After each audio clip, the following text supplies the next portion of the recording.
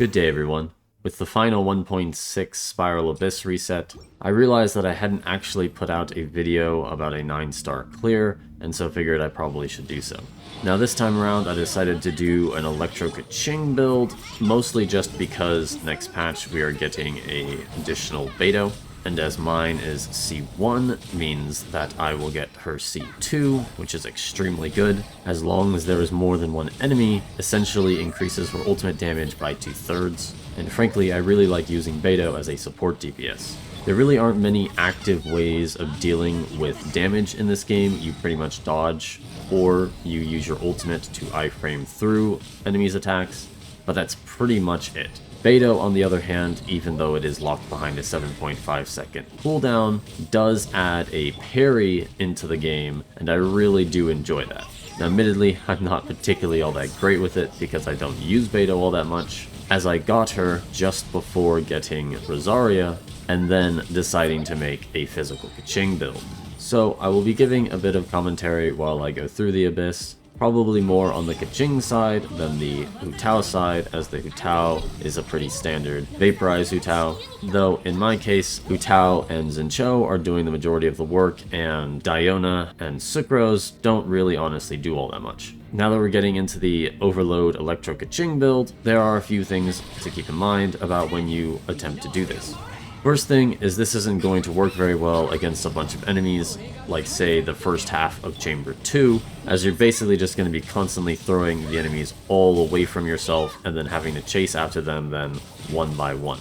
If there's only a few enemies, however, what you pretty much want to do is try to push them up against the wall. If you can push them up against the wall, then it'll make it easier for you to charge attack with Keqing and not have to chase after the enemies when they get overloaded. Of course, in many cases this is easier said than done. Say with the Geovashaps, they tend not to go in the direction that you want. Another thing to keep in mind about this type of build, especially with Keqing, is that even though you want to charge attack with Keqing, if you're not up against the wall, then you might want to just throw in normal attacks until you can get them against the wall, as if you charge attack and then cannot hit them, then you aren't applying Electro with Keqing, which means no overload, and means you are not hitting an enemy, and so Beidou's ultimate is also not proccing. So even though Keqing's charge attacks are obviously drastically stronger than her normal attacks, in this type of build, it's better to make sure that Beidou's ultimate is doing damage and you are getting those overload procs. Now just for a little comment about the first half of Chamber 2, you actually really don't particularly need an Anemo character for this chamber, as long as you go to one of the ranged units, 4 of the remaining 5 enemies will all run directly to you, so you can very easily just attack them all at the same time, and then go and finish off that final ranged unit.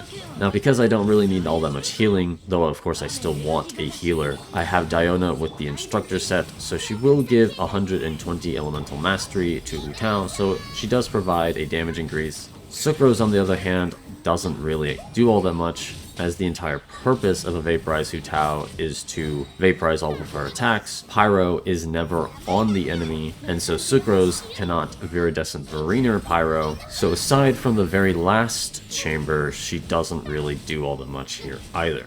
Now for the second half of this chamber, honestly, I probably didn't deal with it very well, as I just did it a single time, as you really kind of want to try to not allow the Geovashaps to burrow down to the ground, as that will drastically increase the amount of time it takes for you to clear the floor. Really here, I think I probably just shouldn't have used Bennett, and instead immediately gone for Beidou's ultimate, then Jingling's ultimate, and then into Keqing to try to stagger them with overload until they died, instead of going for Bennett's damage bonus as you normally would. One thing to keep in mind, however, is that even though they do not show a health bar when they are pretending to be Sonic, they actually still take damage, so you can still do damage to them while they are in this state. Now I will say my Electro Beidou team is not exactly super built. As you'll see later, my Beidou is especially not particularly geared, but even so, we can still do a decent amount of damage and clear floor 12 fairly easily.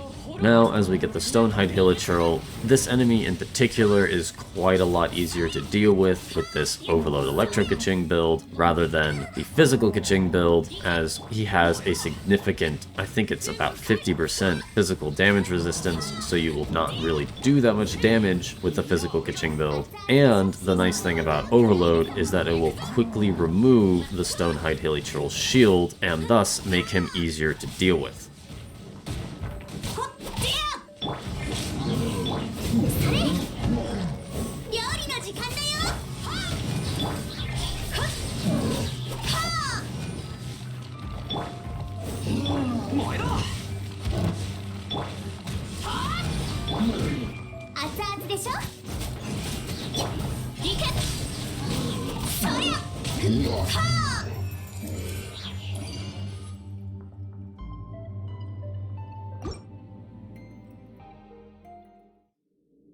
Now, the way I usually deal with the first half of the final chamber with a Vaporize Hu Tao is, even though the Hydro Abyss Mage's shield is much more difficult to remove, because I have a Hydro unit with Zincho, it is very easy to get the Pyro Abyss Mage's shield down and then quickly kill him and remove one of the Abyss Mages. But also, this is the only stage in which Sucrose is actually really useful here, because of the fact that the Pyro Abyss Mage has Pyro applied to them while they have their shield up. Sucrose is actually able to then swirl Pyro. And in addition to that, once you break the Pyro Abyss Mage's shield, her ultimate will drag the Pyro Abyss Mage closer to the Abyss Lector and make it much easier for you to kill them at the same time. Because we are able to swirl Pyro, Hu Tao's charge attacks are dealing over 60,000 for Vaporizes and over 80,000 for Melts, unlike in the first chamber where it was more in the 40,000 range. So thanks to that, this allows us to get to the second phase of the Abyss Lector in a single Hu Tao rotation.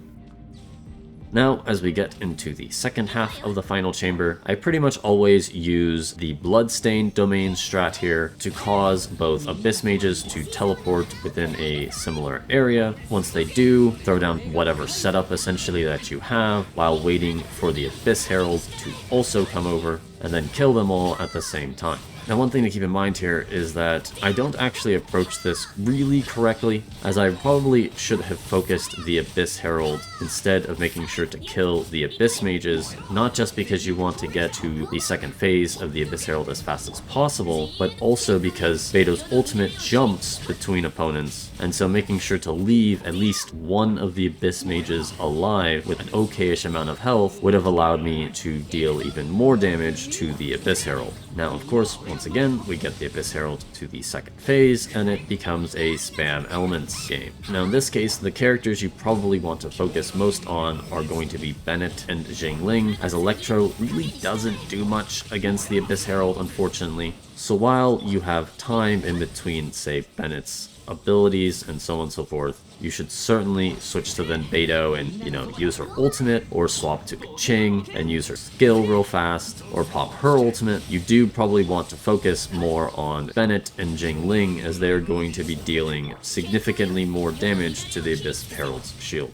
And of course, as usual, you want to try, if you can, to evade the Abyss Herald's attacks that cause your cooldowns to increase, as getting hit by a few of those could cost you a star. And with that, we have 9-starred the Abyss.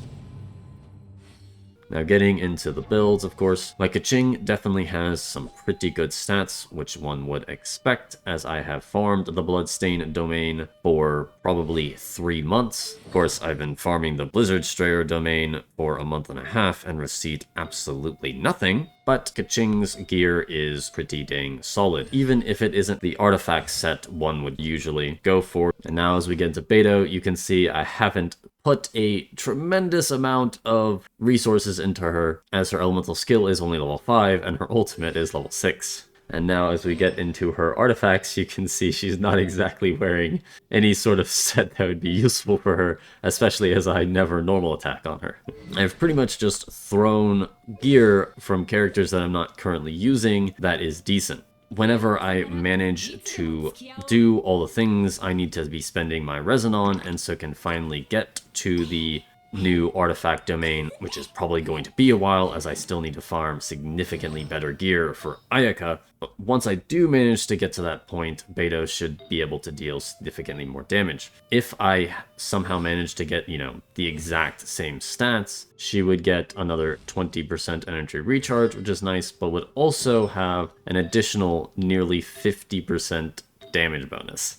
Now, I do want to quickly point out that is only because my Beidou is essentially not wearing an artifact set. If you were, say, using the Thunder Soother set, you obviously wouldn't obtain nearly that much of a damage bonus. You would instead be getting about a 14% damage bonus and 20% energy recharge, which of course is better, but not nearly as better as if you are not using an artifact set.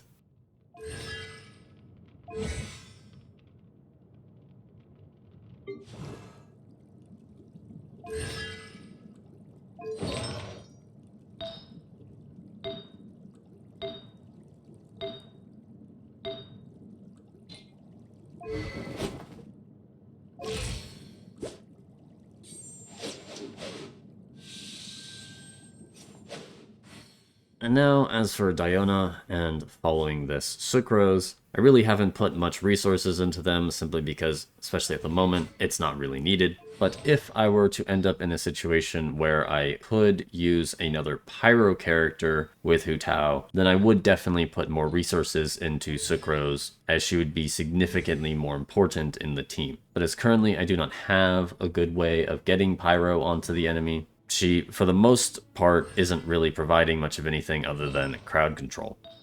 And with that, we reach the end of the video. Do you guys think that I should put a bit more resources into my Beidou if I actually intend to use her? If you have tried one, how have you managed to deal with an overload build and a melee character? Do you enjoy it, or do you find it annoying? What sort of teams are you currently using in the Abyss? Please do let me know down below in the comments. Thank you for watching. Look forward to seeing you again next time, and hope you all have a great day.